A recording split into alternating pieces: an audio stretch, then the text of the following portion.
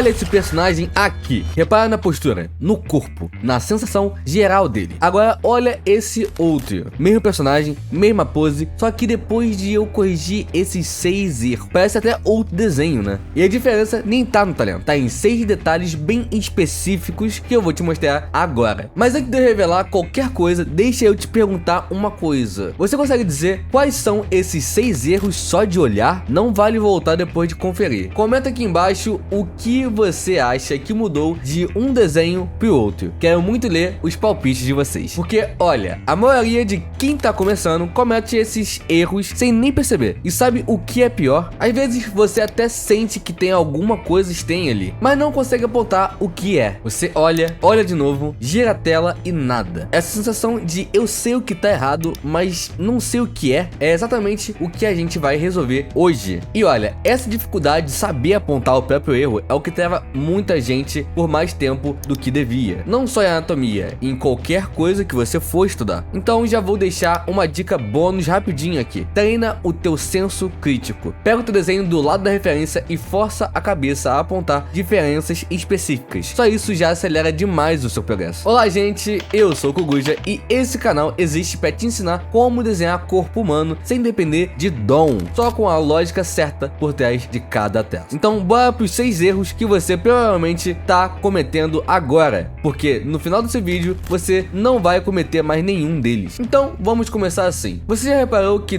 toda parte dos personagens de iniciantes ficam parados, retinhos, com 2 braços quase colados no corpo? Parece que ele tá posando para tirar uma foto do documento, não vive uma cena na verdade. Isso acontece porque a maioria pula uma etapa que parece opcional, mas não é. O estudo do gestual. Gestual é aquela linha de movimento que define como o corpo flui antes de qualquer músculo, qualquer roupa, qualquer detalhe. Sem ela, o personagem fica tecnicamente certo e emocionalmente morto. Para identificar isso no teu próprio desenho, olha se dá para tirar uma única linha curva, acompanhando a coluna do personagem, do topo da cabeça até o pé que sustenta o peso. Se essa linha é praticamente reta, teu personagem já tá travado, irmão. Esquece. E a correção aqui é simples de entender. Antes de desenhar qualquer anatomia, desenha só o gesto, uma curva, um fluxo, um esboço rápido de como o corpo se move naquela pose. E um exercício rápido para treinar isso é fazer 5 desenhos de 30 segundos. Só a linha de gesto, sem detalhe nenhum. Você vai começar a enxergar movimento onde antes só havia postura. Só que travar a postura não é a única forma de deixar um personagem estranho. Tem um erro que engana até quem já sabe desenhar. E ele mora bem na hora de tentar deixar o personagem forte. Já tentou deixar um personagem parecendo mais forte, só que enchendo ele de linhas de músculo? Você pega, bota